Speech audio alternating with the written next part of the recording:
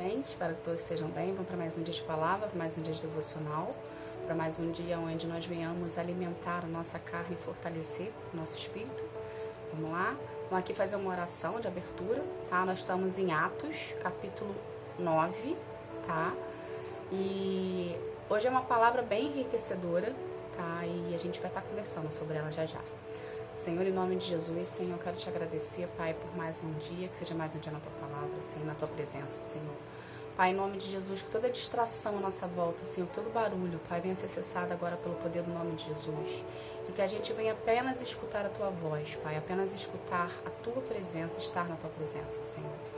Pai, em nome de Jesus, Senhor, que o Teu Espírito venha fazer parte desse momento conosco, Senhor, a qual Ele nos dê discernimento de espírito, Senhor, a qual podemos entender, ter maior entendimento da Tua palavra, Senhor. Pai, em nome de Jesus, Senhor, eu te agradeço, Senhor, mais uma vez. Em nome de Jesus, amém. Gente, aqui a gente está em Atos, capítulo 9, tá? Eu vou estar lendo para vocês alguns versículos e a gente vai estar conversando sobre isso, tá? Abra sua Bíblia em capítulo 9 de Atos, a partir do versículo 5 fala assim: Quem é o Senhor? Perguntou ele. A voz respondeu: Eu sou Jesus, aquele que você persegue. Mas levante-se, entre na cidade e ali dirão a você o que fazer. Pula para o 8. Saulo se levantou no chão e abriu os olhos, mas não podia ver nada. Pula para o 17. Então Ananias foi, entrou na casa de Judas, pôs as mãos sobre Saulo e disse: Saulo, meu irmão, o Senhor que me mandou aqui é o mesmo Jesus que você viu na estrada de Damasco. Ele me mandou para que você veja de novo e fique cheio do Espírito Santo. Gente, o que a gente aprende dessa passagem aqui? Essa passagem aqui foi a conversão de Saulo, tá?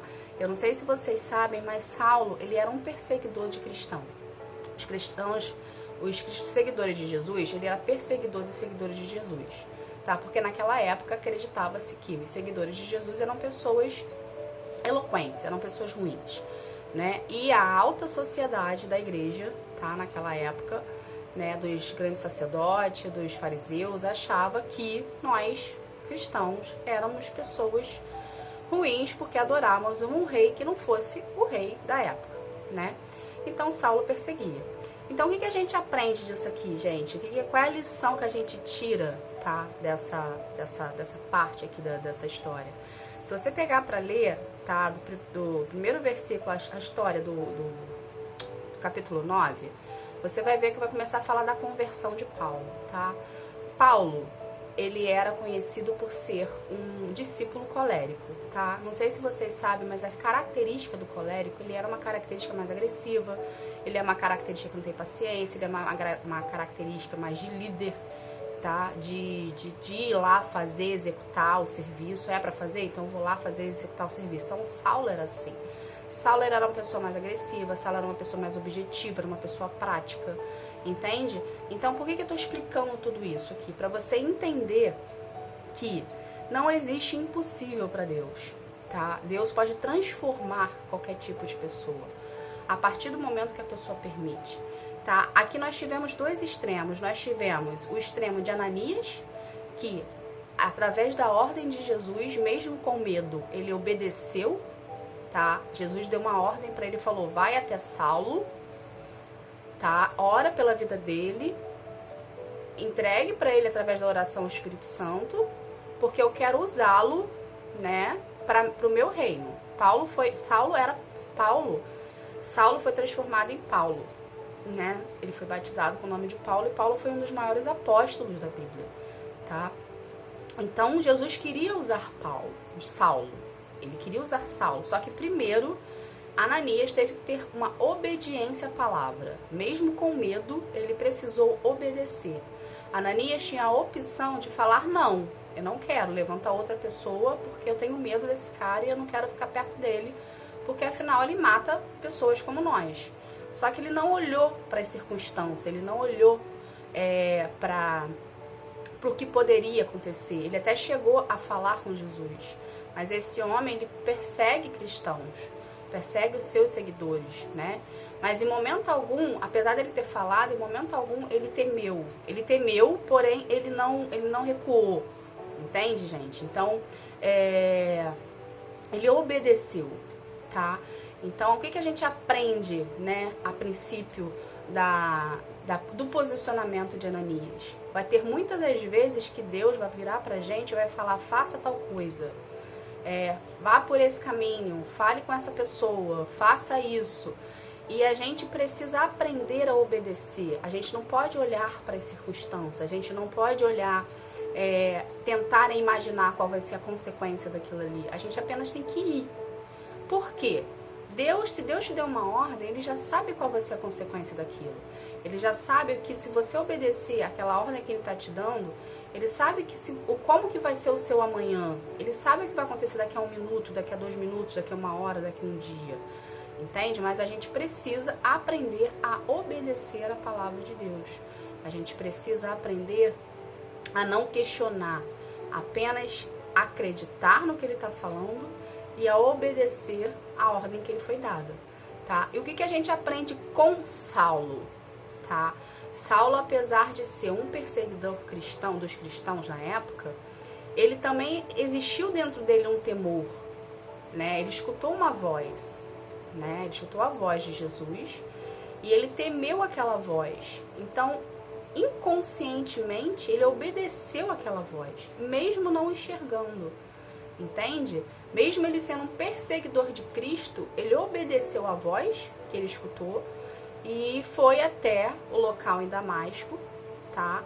Para poder ser... e passou ali 3 dias, tá? Nesse período ele não comeu, ele não bebeu.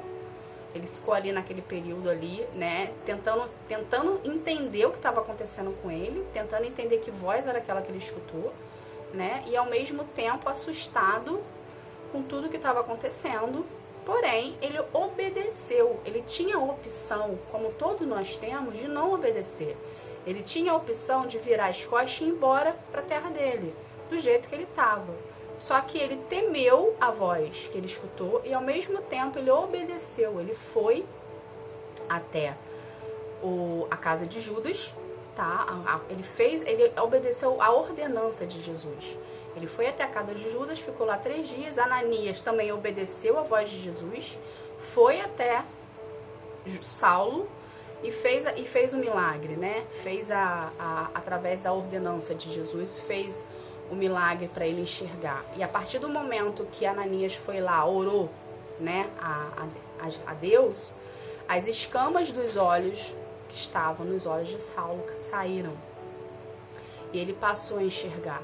A partir desse momento, Saulo se converteu ao Senhor, porque ele percebeu o poder que ele tinha, tá bom? E a partir desse momento que aconteceu na vida de Saulo, ele não foi a partir daí que ele passou a ser um apóstolo, ele passou por um processo de cura e libertação, a qual, tá, ele foi submetido a várias etapas desse processo, como nós também somos, tá? Para podermos vir para ele poder vir a agregar para o reino. E ele se tornou um dos maiores apóstolos, tá? Em vários autores de vários livros na Bíblia, tá bom, gente? Então, a gente aprende o que disso aqui?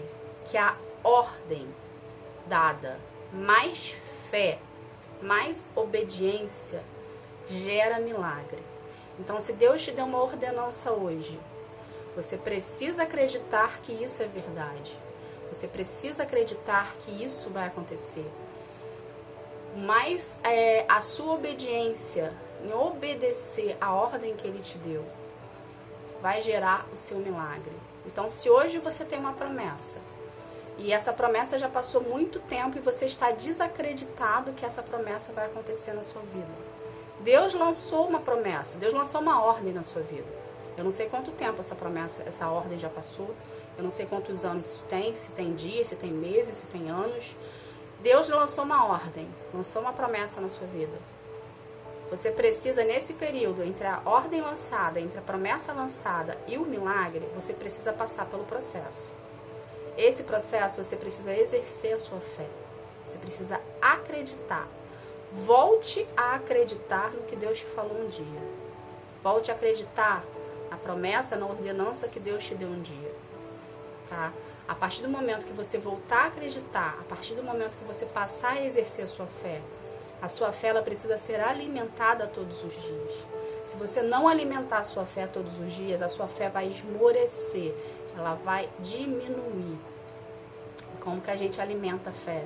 Através da palavra, escutando a palavra, lendo a palavra, tá? Colocando louvores, adorando ao Senhor, buscando a presença de Deus. A gente precisa disso. A gente precisa disso. Deus não precisa disso, mas a gente precisa do combustível. Qual é o nosso combustível para a gente andar nas ordenanças de Deus, para a gente andar nos caminhos do Senhor? A fé. Então, se a fé está esmorecida, a tendência nossa é cair. A tendência nossa é diminuir o passo. A tendência nossa é desistir. Mas se a sua fé estiver fortalecida em Deus, a tendência é cada vez mais você crescer, a tendência é cada vez mais você desenvolver, a tendência é cada vez mais você se achegar próximo de Deus e perto de Deus e criar mais intimidade com Ele. Uma vez que esse vínculo de intimidade é criado com Deus, ela não separa, porque você não sente vontade mais de fazer as coisas que você fazia antes, entende? O Espírito Santo já começa a trabalhar dentro de você. Você deixa de sentir vontade, você quer estar mais na presença de Deus. Então, o vínculo, ele crava, ele não separa. Então, por isso da importância de você buscar a Deus todos os dias. Faça o devocional todos os dias. Busca a Deus todos os dias. Tira os minutos do seu dia para poder estar na presença de Deus, buscando a Ele. Então, voltando aqui. Promessa ou ordenança de Deus, mais a fé, mais a sua obediência gera milagre. Então, você precisa dar esse passo de fé na tua vida, acreditar na promessa que Deus lançou sobre a sua vida, ou na ordenança que Ele lançou sobre a sua vida, acreditando, exercendo a sua fé, para o milagre poder acontecer. Por quê, gente? Às vezes, o milagre para acontecer na vida da outra pessoa precisa do seu posicionamento. Às vezes, o seu posicionamento influencia no milagre de uma outra pessoa. Você espera um milagre, mas Deus está usando a sua vida para gerar milagre na vida de outra pessoa. E talvez pelo fato de você não se posicionar, você está retardando o milagre da outra vida. Entende? E essa vida pode ou não ter um vínculo com a sua história. Então, entre em obediência à palavra, acredite de novo, volte a exercer sua fé, lance as redes novamente, tá bom? Porque se você acreditar, exercer a sua fé, entrar em obediência, o milagre vai ser gerado e vai nascer. Então, só depende de você. Tá bom? Seja obediente.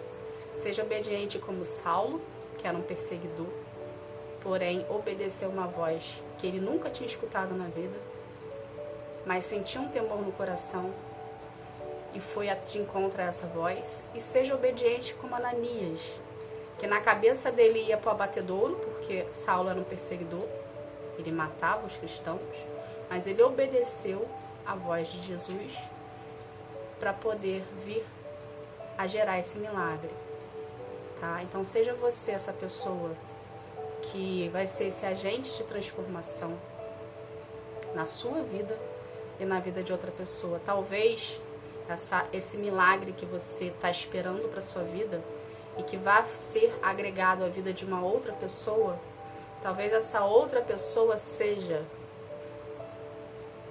para ser um apóstolo como Paulo. A gente não sabe como Deus trabalha, porém, a gente acredita que a evolução existe, tá bom? Então, não desista de você, não desista do seu processo, não desista da promessa, não desista da ordenança, não desista do milagre. Apenas tenha isso em mente. A sua promessa, mas a sua fé, a sua promessa, mas a sua fé, mas a sua obediência gera milagre. Então, seja você essa pessoa que vai viver os milagres de Deus na sua vida.